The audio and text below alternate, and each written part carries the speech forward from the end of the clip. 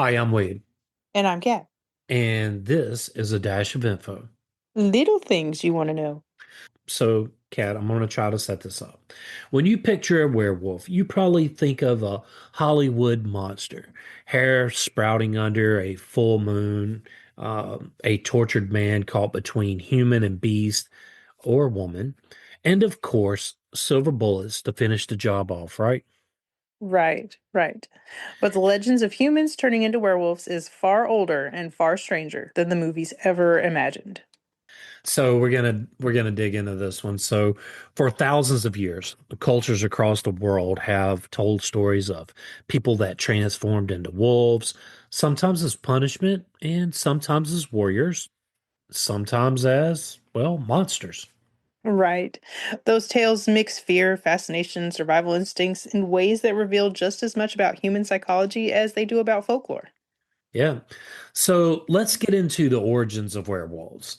It goes all the way back to ancient Greek myths and Norse warriors to medieval trials and even real world explanations like disease and superstition. But the truth is, the werewolf isn't just about monsters in the woods. It's about the darker parts of human nature itself.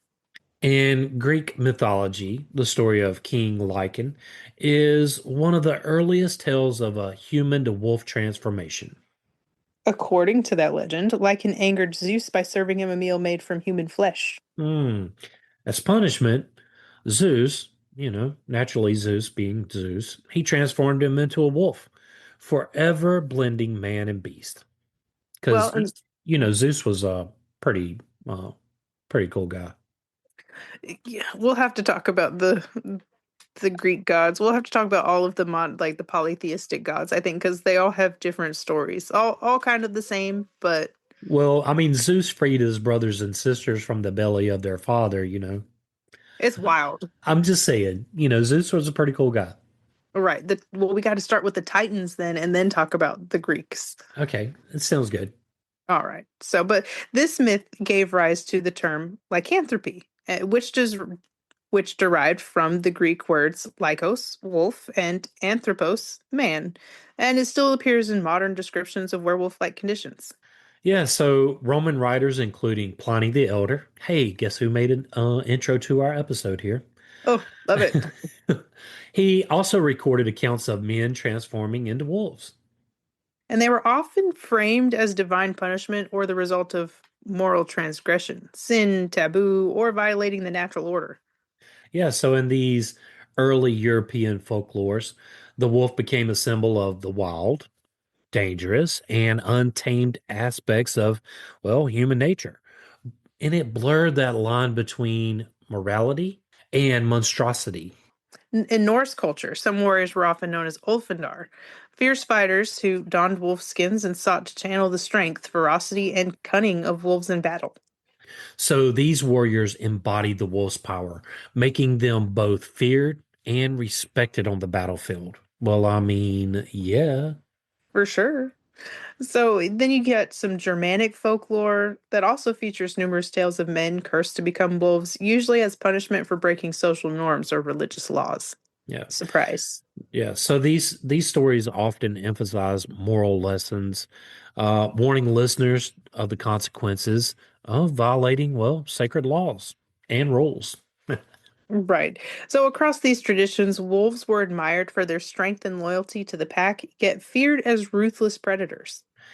So this duality of respect and terror, it kind of blurred the line between man and beast.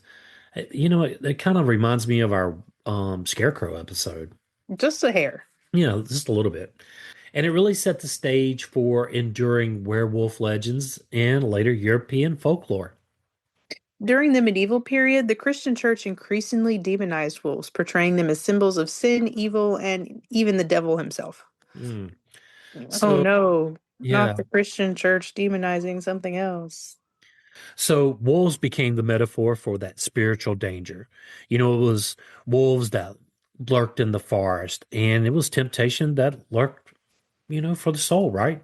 Right. And that moral framing extended to humans. Werewolves were often linked to witchcraft, accused of using shape-shifting powers to attack children, livestock, or neighbors. Yeah, so that fear of the supernatural and the unknown led to paranoia and sometimes tragic consequences. Did you know that this led to early werewolf trials similar to the witch trials?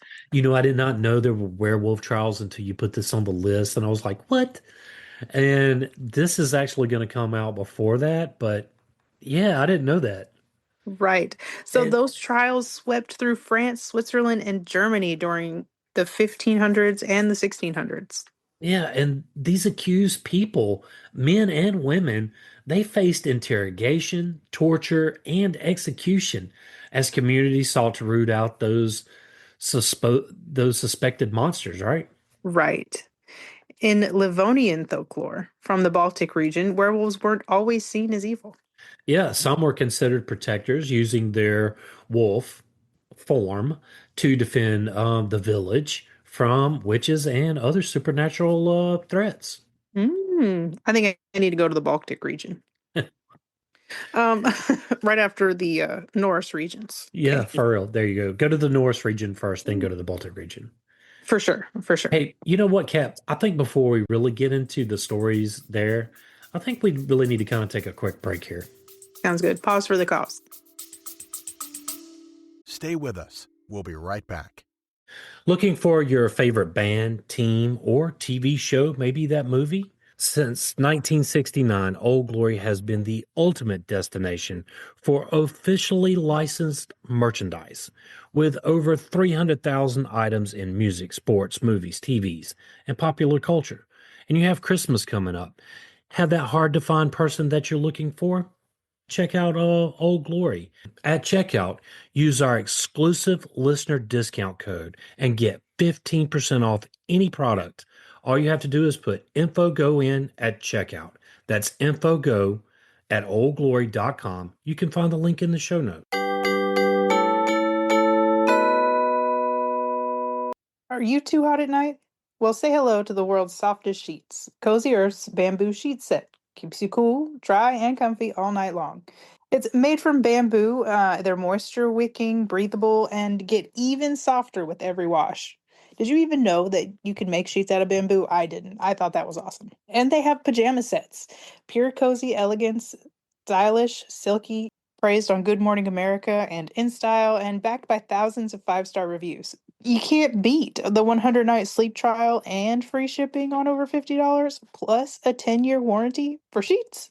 41% off any product with code INFOGO at CozyEarth.com. Make sure you find the link in the show notes.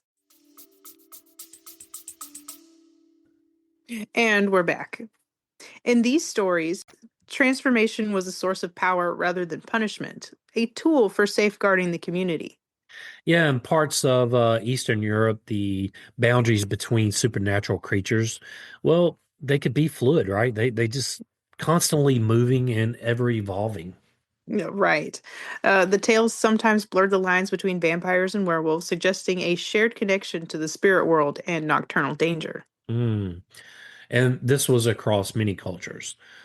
Shamans and spiritual leaders claimed, to journey into wolf form. Right. These transformations were not literal curses, but spiritual journeys, allowing humans to tap into a wolf's instincts, agility, and connection to nature. Yeah, and so in this way, the wolf, it became a symbol of wisdom, strength, and the liminal space between the human and the wild. Right. Many historical werewolf sightings can be traced to the real world causes.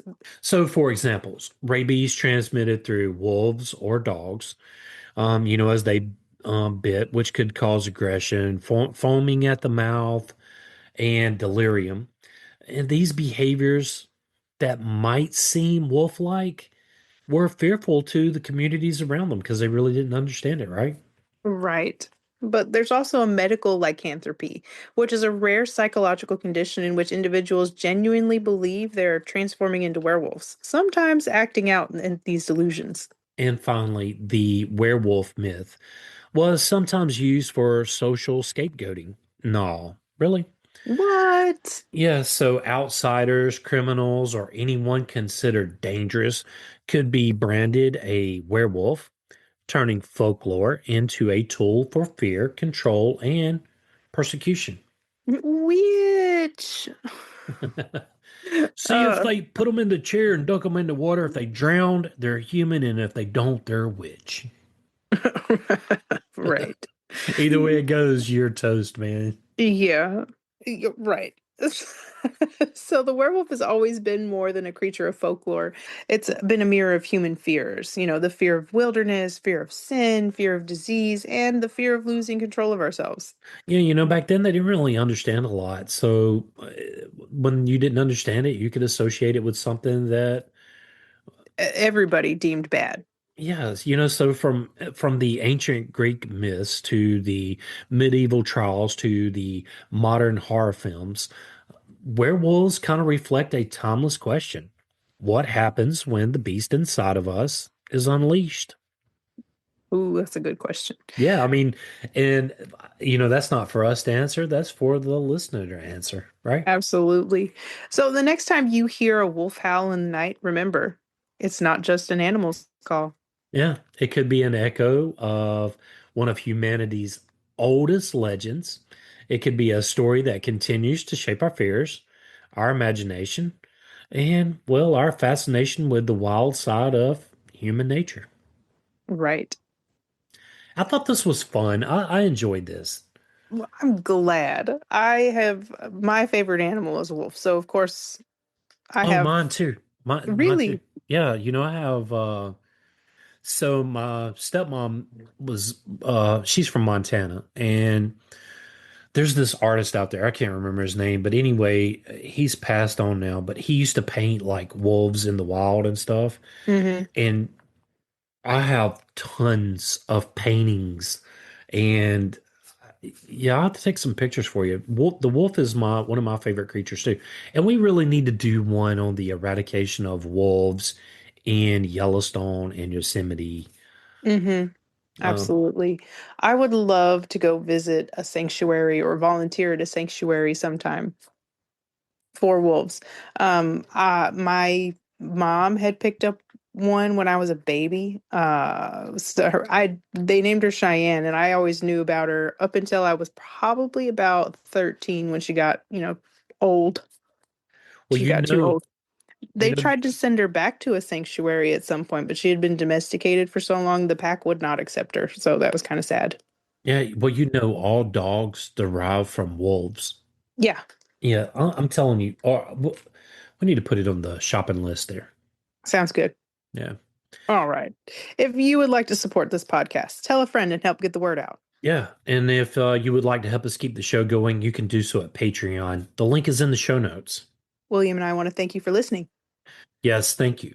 Join the Facebook group at Info on the Go Share with us your show ideas. or ask us a question. Subscribe and follow us wherever you get your podcast. Send us a text using the link in the show notes or leave a review. It helps get the word out and it helps others find us. And you, the listener, can also email us at, Infoonthegopodcast@gmail.com. and yes, that is all one word. Till next time. Stay curious.